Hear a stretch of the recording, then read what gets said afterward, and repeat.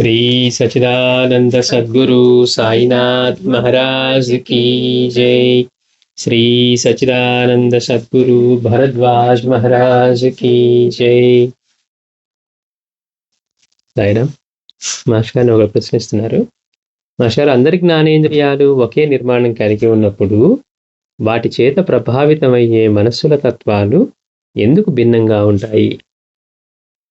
అందరి జ్ఞానేంద్రియాలు కూడా ఒకే నిర్మాణం కలిగి ఉన్నప్పుడు వాటి చేత ప్రభావితమయ్యే మనస్సుల తత్వాలు ఎందుకు భిన్నంగా ఉంటాయి?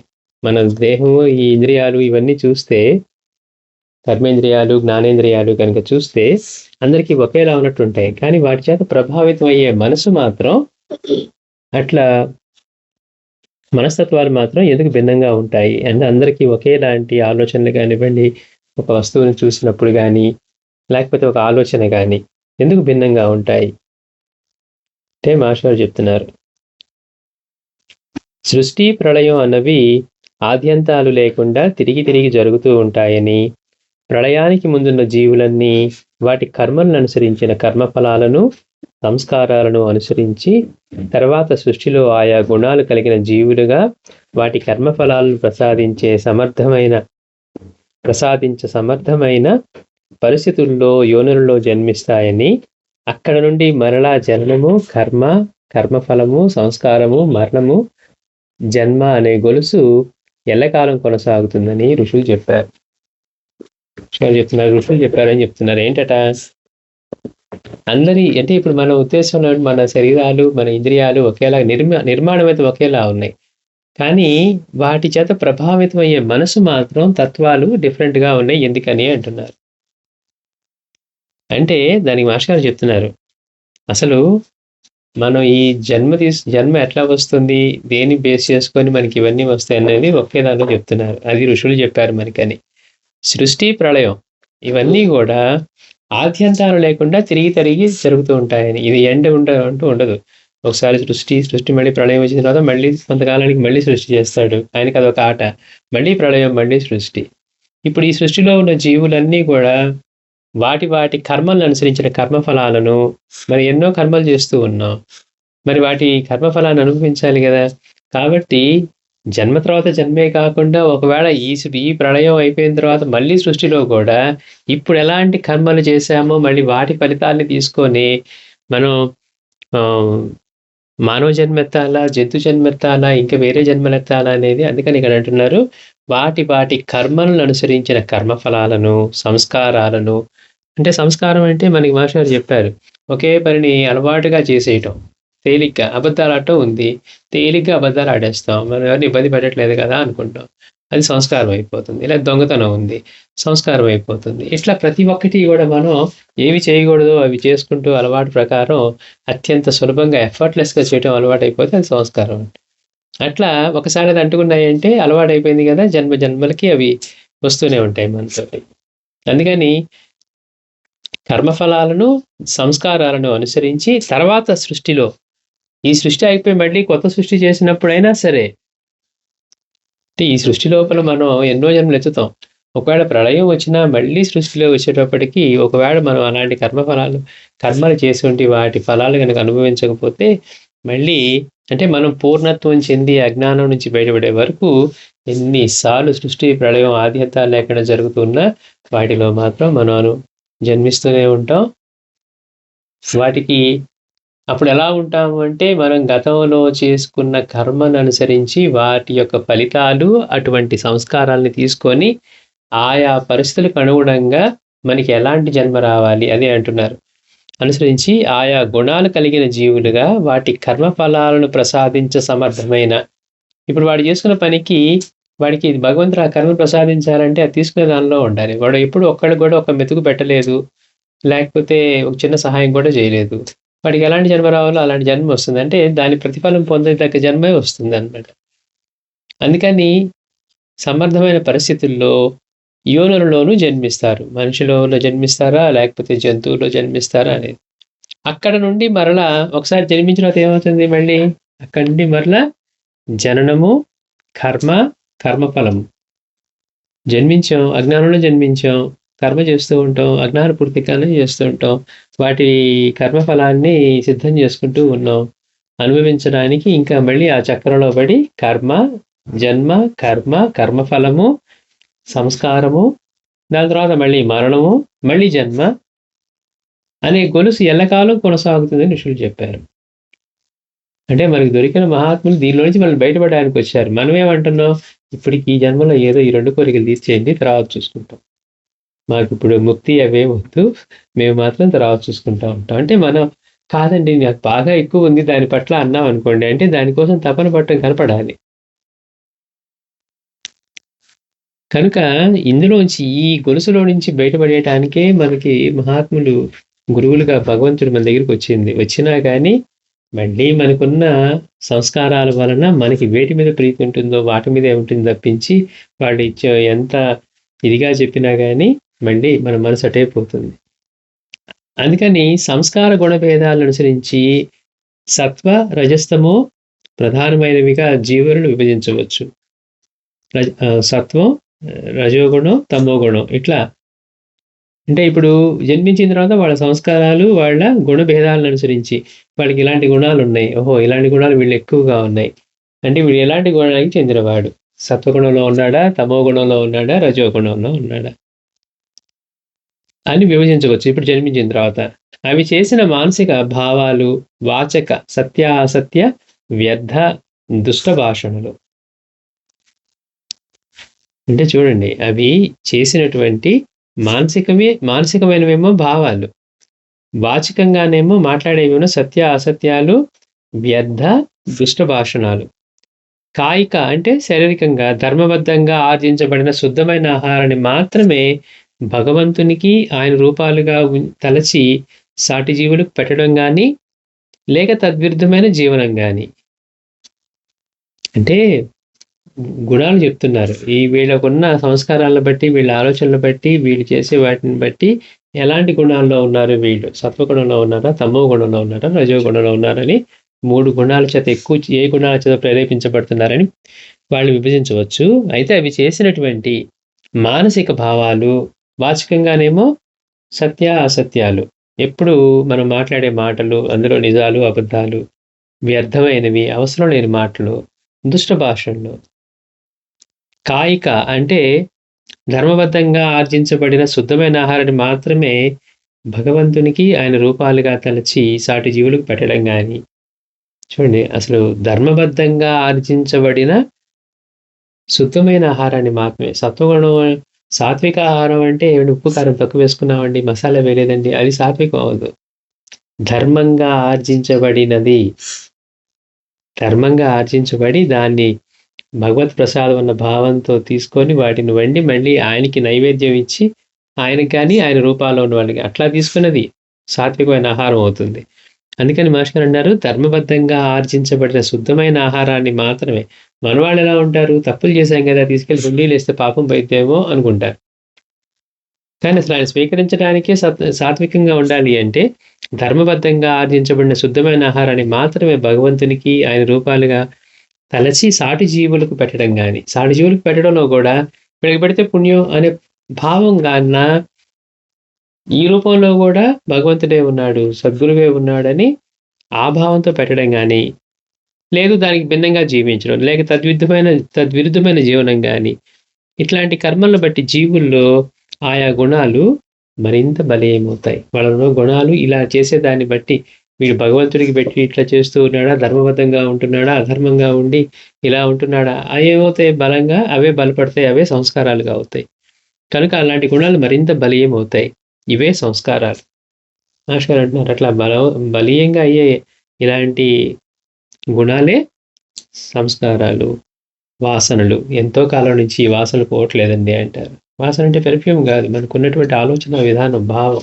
ఎన్ని జన్మల నుంచి మనం చేసిన వాటిని బట్టి ఇప్పటికి కూడా మనం క్రమంగా అహంకారాన్ని తగ్గించుకోవటం వైపుకు ప్రయత్నిస్తున్నామా, అహంకారాన్ని బలపరచుకోవడం కోసం ప్రయత్నిస్తున్నామా? భగవంతుడి దయవల్ల ఇలా ఉన్నానండి, హాయిగా ఈ జన్మలో ఇచ్చాడు, దీన్ని సద్వినియోగం చేసుకుందాం అన్నట్టుకున్నామా? అలా కాకుండా ఇదంతా నా ప్రతిభ అని విరవీగుతూ అహంకారంగా ఉండగలుగుతున్నామా? అందుకని ఎలాంటివి ఉన్నాయో మనకి అవి సంస్కారాలుగా బలపడతాయి అంటున్నారు. అందుకని ఆయా గుణాలు మరింత బలీయమవుతాయి. ఇవే సంస్కారాలు, వాసనలు.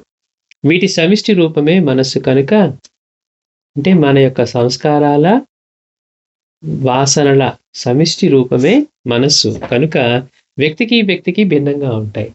పనిచేసే ఇంద్రియాలవే. కానీ లోపల మన భావాలు, మనకున్న గుణాలు, మన సంస్కారాలు ఇవి వేరుగా ఉన్నాయి. ఇవన్నీ వేరుగా ఉన్నాయి. వీటి యొక్క సమిష్టి తత్వమే మనసు గనుక ఒక వ్యక్తికి, మరొక వ్యక్తికి ఇవి భిన్నంగా ఉంటాయి. మరి ఆ రూపంగా ఒకటే ఉన్నా, కన్ను ఒకటే ఉన్నా, లేకపోతే వినేది ఒకటే ఉన్నా, ఇలాంటివి ఉన్నప్పటికీ ఇంద్రియాలన్నీ కూడా మన ఆలోచన వేరుగా ఉంటుంది. దానికి కారణం మన వెనక మన వాసనలు, మన సంస్కారాలు, మనం ఎలాంటి గుణంలో ఉన్నాము అనే దాన్ని బట్టి. కనుక వ్యక్తికి భిన్నంగా ఉంటాయి. మానవ స్థాయిలోనే ఇలాంటి భేదం ఉంటుంది. కారణం తక్కిన తిర్యగాదులలో లేని యోచన, అవగాహన శక్తులు మనిషికుంటాయి. ఒక మనుషులకు మాత్రమే, మిగిలిన వాటికి ఉండవు అంటున్నారు. కారణం ఏంటట అంటే మానవ స్థాయిలోనే ఇలాంటి భేదం ఉంటుంది. కారణం తక్కిన తిర్యగాదుల్లో లేని యోచన, అవగాహన శక్తులు మనిషికుంటాయి. మనకి అవగాహన ఇచ్చారు. జంతువులలో అవి తాత్కాలికమైన జీవిత అవసరాలకు పరిమితమై మాత్రమే పనిచేస్తాయి. అంటే వాటి సర్వైవల్‌కి సరిపడా మాత్రమే వాటికి యోచన ఉన్నట్టుగా. మనం దాన్ని ట్రైనింగ్ ఇస్తే అది చేస్తుంది గదండీ! దాని ఆలోచన అంటే అంతకు మించి కొత్తగా థియరమ్స్ ఏం కనుక్కోవు, లేకపోతే సైన్స్ గురించి అవేం తెలుసుకోవు, సృష్టి ఎలా ఉందని ఆలోచించవు. చూడండి గమ్మత్తు. వాటి సర్వైవల్‌కి సరిపడా మాత్రమే వాటికి ఇచ్చాడనమాట. అదే మాస్టర్ గారు అంటుంది. అందుకని తక్కిన తిర్యగాదులలో లేని యోచన, అవగాహన ఈ 2 మనం ఆలోచించగలగటం, అర్థం చేసుకొని అవగాహన ఇవన్నీ మనిషికున్నాయి. జంతువులలో అవి తాత్కాలికమైన జీవిత అవసరాలకు పరిమితమై మాత్రమే పనిచేస్తాయి. మనిషిలోని యోచనలో చాలా స్వల్ప భాగం మాత్రమే జీవిత అవసరాల గురించి ఉంటాయి. మనం చేసే ఆలోచనల్లో, యోచనల్లో నిజంగా ఆ రోజు మొత్తం వచ్చే ఆలోచనలు గనుక చూస్తే మన జీవిత అవసరాలకు సంబంధించి చాలా కొద్ది మాత్రమే ఉంటాయట. ఎందుకని మనం కంఫర్ట్‌గానే ఉన్నాం. మనకిప్పుడు ఏం గావాలి? వ్యర్థమైనవి గావాలి, పక్కన వాళ్ళయి గావాలి, లేతే ఇంకా ఎట్లా చేయాలి, ఇంకా ఎట్లా చేయాలి. జీవిత అవసరం ఏం కానే కాదది. మనం పెట్టుకునే టార్గెట్ జీవిత అవసరమా? కనుక ఇది బాగా ఆలోచించుకోవాల్సిన విషయం. మాస్టర్ గారు అంటున్నారు, మనిషిలోని యోచనలో చాలా స్వల్ప భాగం మాత్రమే జీవిత అవసరాల గురించి ఉంటాయి.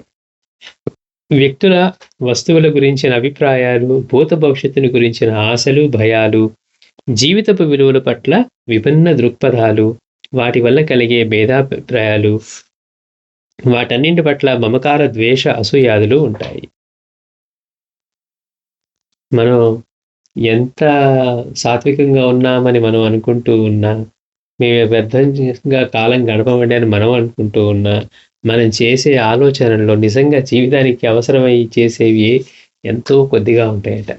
మిగిలినవన్నీ కూడా ఏంటి అంటే వ్యక్తుల, వస్తువుల, వీటిని గురించిన అభిప్రాయాలు. వాళ్ళు అట్లాంటివి, వీళ్ళు ఇట్లాంటివి, మనం ఇట్లా చేసాం, వాళ్ళు ఇట్లా చేస్తారు. 24 గంటలు మన ఆలోచన వేరే వాళ్ళ తప్పు చేసి పోల్చేటప్పుడు మనం చేసేదానికి, లేకపోతే వాళ్ళలో తప్పు అనటానికి, వాళ్ళని గొప్పగా ఎప్పుడూ అన్నాం మనం. ఎంతసేపటికి మనం పక్కన వాళ్ళని తక్కువగా మాట్లాడితేనే మన ఈగో సాటిస్ఫై అవుతుంది. వాడు మనకంటే మంచివాడని ఎవరన్నా అంటారు, నాకంటే చాలా మంచివాడని ఎప్పుడో చెప్పగలమా? అంటే వ్యక్తుల, వస్తువుల గురించిన అభిప్రాయాలు మన జడ్జిమెంటల్ అంటే జడ్జ్ చేస్తున్నాం కాబట్టి అన్ని రూపాల్లో ఆయనే ఉన్న విషయం మనకి ఎప్పుడూ అలా అనుభవంలో గుర్తుండదు కాబట్టి.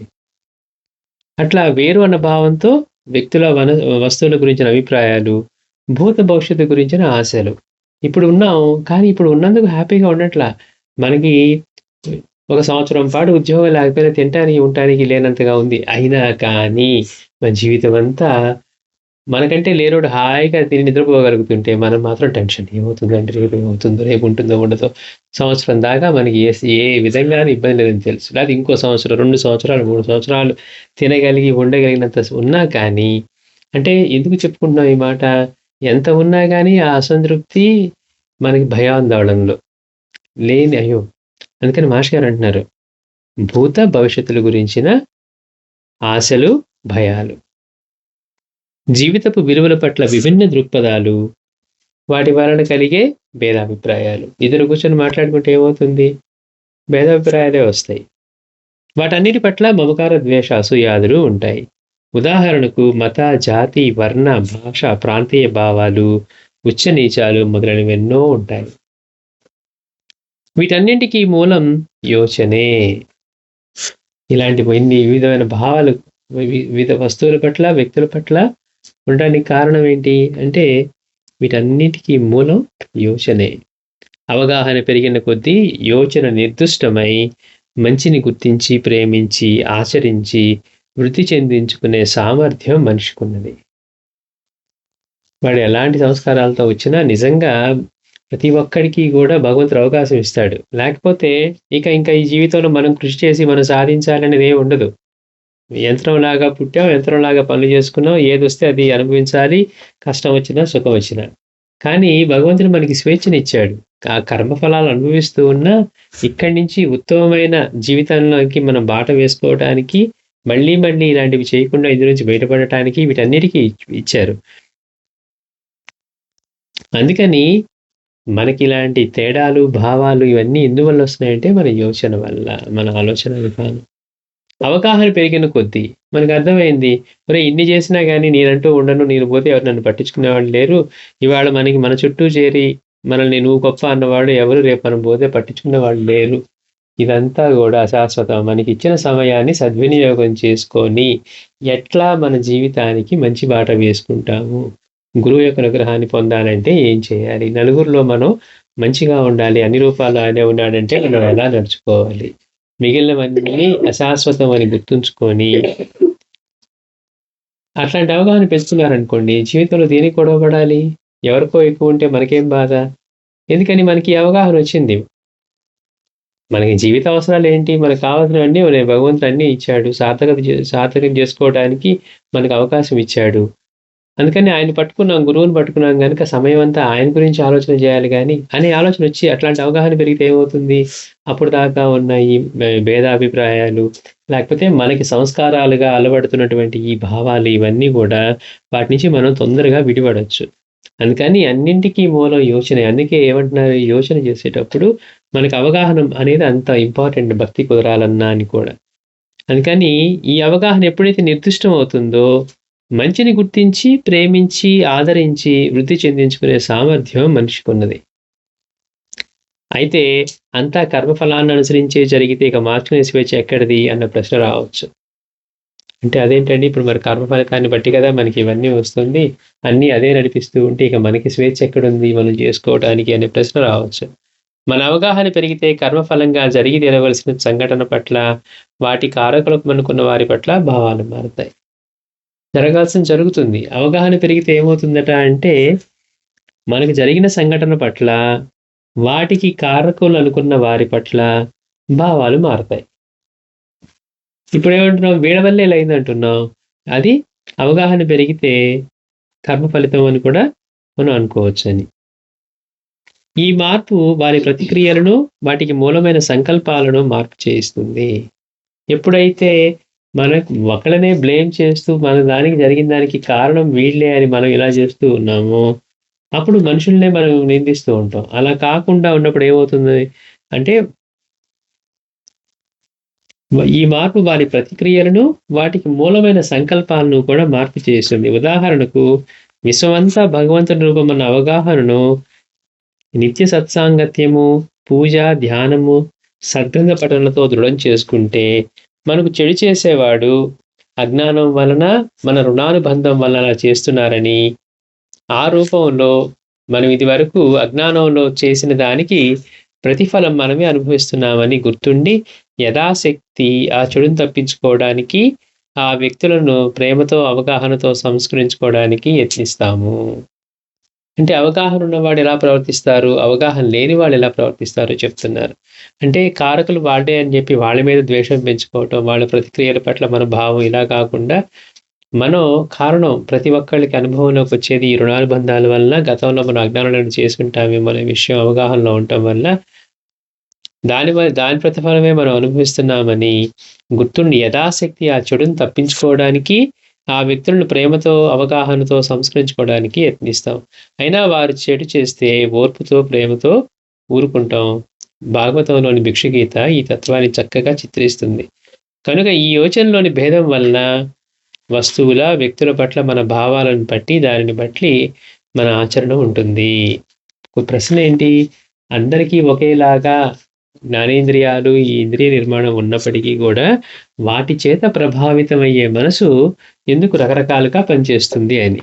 అంటే ప్రతి మనిషి చూస్తానికి రూపంగా కనపడుతూ ఉన్న ఒకే దేహ నిర్మాణం, ఒకే ఇంద్రియ నిర్మాణం కలిగి ఉన్నా కానీ వీళ్ళు చేసుకున్నటువంటి గతంలో చేసుకున్న వీళ్ళ కర్మల యొక్క, వీళ్ళ యొక్క సంస్కారాల, వాసనల యొక్క ఫలితంగా ఈ జన్మచక్రంలో పడి వాళ్ళు చేసే వాటి వల్ల వాళ్ళు తమో, రజో, సత్వ గుణాలు ఏదో ఒక గుణంలో బలీయంగా పనిచేస్తూ ఉండి వీళ్ళు చేసే కర్మలు కూడా ఎలాంటివి చేస్తూ ఉన్నారు? సాత్వికమైన కర్మలు చేస్తూ ఉన్నారా? ధర్మనిష్టతోటి ఆర్జించిన ధనంతో, లేకపోతే వాటితోటే వీళ్ళు సాత్వికమైన ఆహారం భగవంతునికి అర్పించి తీసుకోగలుగుతున్నారా? లేదా వాచికంగా ఎట్లా చేస్తూ ఉన్నారు? సత్య అసత్యాలు మాట్లాడుతూ ఉన్నారా? లేకపోతే అనవసరమైన వ్యర్థ సంభాషణ, అలాగే దుష్ట ప్రలాపన ఇట్లాంటివి చేస్తూ ఉన్నారా? వీటన్నిటిని బట్టి ఏమవుతోంది?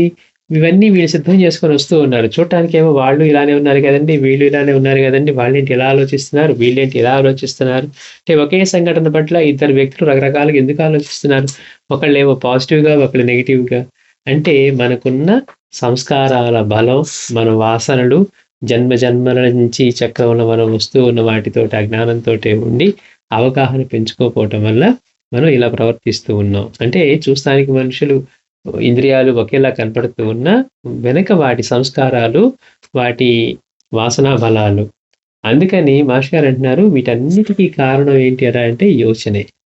అది కనుక అవగాహన కనుక నిర్దిష్టమైతే భగవంతుడు మనకి మాత్రమే ఇది ఎందుకుంది అంటే మనుషులకు మాత్రమే ఇటువంటి అవగాహన శక్తి, యోచన శక్తి ఇచ్చారు. మిగిలిన జీవులన్నిటికీ వాటి సర్వైవల్కి సరిపడి మాత్రమే ఇచ్చారు. వాటికి బ్రహ్మతత్వాన్ని తెలుసుకోవాలనో లేకపోతే పూర్ణత్వం చెందాలనేది ఉండదు. వాటికి ఇచ్చిన జీవితంలో వాటికి నిర్వహించి వెళ్ళిపోతాయి. కానీ మనకి మాత్రం అంతటి స్వేచ్ఛని అవసరమైతే మనం ఆ స్థాయిని అందుకోవడానికి మనకి అవకాశం ఇస్తే దాన్ని అన్ని తెలిసి కూడా మనం దుర్వినియోగం చేస్తున్నాం కనుక వాటి యొక్క ఫలితము ఇవన్నీ మనకి జన్మజన్మల సంస్కారంగా వస్తూ ఉన్నాయి. కనుక మాస్టర్ అన్నారు ఈ యోచనలోని భేదం వలన వస్తువుల, వ్యక్తుల పట్ల మన భావాలను దాన్ని బట్టి వాటి పట్ల మన ఆచరణ ఉంటాయి. అందుకని బాబా ఏం చెప్తున్నారు? ఇంత వేరు అన్న భావంలోంచి ఎవరే అన్ని రూపాల్లో నేనే ఉన్నాను. జంతువుల దగ్గర నుంచి, చీమల దగ్గర నుంచి, సకల దేవతలు, సకల సాధు స్వరూపాలు ఏది తీసుకున్నా నేను కానిదంటూ లేదు అని మన దృష్టిని సంస్కరిస్తూ ఉన్నారు వేరు అన్న భావం నుంచి. కనుక ఇది వ్యక్తుల మధ్య భేదానికి కారణం. ఈ జీవిత కార్యంలో జ్ఞానేంద్రియాలన్నవి నిమిత్తమైన పనిముట్లు మాత్రమే. మనం ఏదో వాటితో నేను కళ్ళతో చూసాం, ప్రత్యక్షంగా చూసాం, ఇట్లా పిచ్చి పిచ్చిగా మాట్లాడుతూ ఉంటాం అవగాహన లేక. కానీ ఇవన్నీ కూడా మాస్టర్ అంటున్నారు ఈ జీవిత కార్యంలో జ్ఞానేంద్రియాలన్నవి నిమిత్త మాత్రమైన పనిముట్లు మాత్రమే. యోచనాత్మకమైన మనస్సులో భేదాన్ని అనుసరించి ఆలోచన ఎక్కడ జరుగుతోంది? ఇంద్రియంలో జరగట్లా, మనసులో జరుగుతోంది. అందుకని యోచనాత్మకమైన మనస్సులో భేదాన్ని అనుసరించి జ్ఞానేంద్రియ అనుభవాలు యొక్క ప్రభావం భిన్నంగా ఉంటుంది. అంటే మన మనస్సు, మన సంస్కారాలు ఇవి ఈ సృష్టి చక్రంలో ఎన్నిసార్లు సృష్టి జరిగి ప్రళయం జరుగుతూ ఉందో మనం పూర్ణత్వం చెందే వరకు మనం ఈ దీనిలో ఎన్నిసార్లు జరిగినా కానీ అన్నిసార్లు ఏదో మొత్తం క్లోజ్ అయిపోయింది, మన అకౌంట్ అంతా క్లియర్ చేస్తారంటే చేయరట. మళ్ళీ కొత్త సృష్టి జరిగినప్పుడు గతంలో చేసుకున్న వాటిని అనుసరించి వాటిని అనుసరించడానికి, వాటిని అనుభవించడానికి ఎలాంటి జన్మ ఎత్తితే అది సాధ్యమో అలాంటి జన్మ మనకి వస్తుందట. మళ్ళీ అక్కడి నుంచి మన ప్రవర్తన మనం చేసేది. అయితే కర్మఫలాన్ని బట్టి ఇది వచ్చినా కానీ మనకి స్వేచ్ఛ ఉంది. యోచనకి, ఆలోచనకి అవసరమైతే మంచిని గుర్తించి మనం అది పెంపొందించుకోవడానికి భగవంతుడు మనకి అవకాశం ఇచ్చాడు. అయినప్పటికీ కూడా ఈ వేరు భావంతో కనుక మనం ఆలోచన చేసామనుకోండి, ఈ యోచనలోని భేదం వల్ల వస్తువుల, వ్యక్తుల పట్ల భావాలను బట్టి వాటిని బట్టి మన ఆచరణ ఉంటాయి. ఎప్పుడైతే ఈ వేరు అన్నట్లుగా ఉన్నామో మన వాళ్ళంటే ఒకలా ఉంటాం, బయట వాళ్ళంటే ఒకలా ఉంటాం, మన నైబర్స్ అంటే ఒకలా ఉంటాం, దూరం అయితే ఇంకొకలా ఉంటాం. కాదు ఇంతమంది ఇన్ని రూపాల్లో ఉన్నా చెందేది ఆయనకి అన్న భావం రాగానే ఈ వేరు పక్కన వాళ్ళు అన్నది పోతుంది. అన్ని రూపాల్లో బాగానే ఉన్నారని మనసుకు వచ్చినప్పుడు అందరి పట్ల సమానంగానే ప్రవర్తిస్తాం. అందుకని మాస్టర్ గారు అంటారు, ఈ యోచనలోని భేదం వల్లనే వస్తువుల, వ్యక్తుల పట్ల మన భావాలను దాన్ని బట్టి మన ఆచరణ ఉంటాయి. ఆచరణ మారాలంటే అన్ని రూపాల్లో సాయే ఉన్నారన్న విషయాన్ని గుర్తుపెట్టుకొని ప్రవర్తిస్తే మాత్రమే మనం ఆ వ్యత్యాసం లేకుండా ప్రవర్తించగలం. అందుకని యోచనాత్మకమైన మనస్సులో భేదాన్ని అనుసరించి జ్ఞానేంద్రియ అనుభవాల ప్రభావం భిన్నంగా ఉంటుంది. అదేంటండి, అదే విషయం చెప్తే ఒకళ్ళేమో ఆనందంతో ఉన్నారు, ఒకళ్ళేమో అసూయతో ఉన్నారు అంటే ఎందుకని? వాళ్ళ ఆలోచన వేరుగా ఉంది. యోచనాత్మకమైనటువంటి మనసులో భేదం అనేది. శ్రీ సచిదానంద సద్గురు సాయినాథ్ మహారాజ్ కి జై.